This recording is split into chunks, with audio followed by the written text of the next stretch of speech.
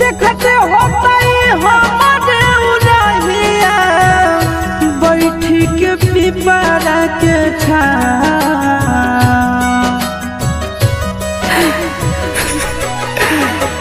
देखते होतई हमारे उड़हिया बैठी के पिपरा के छाँव। रुक रुक रुक अरे टरेनिया, रुक रुक रुक रे टरेनिया, ले ले चल जनुआ के गाँव।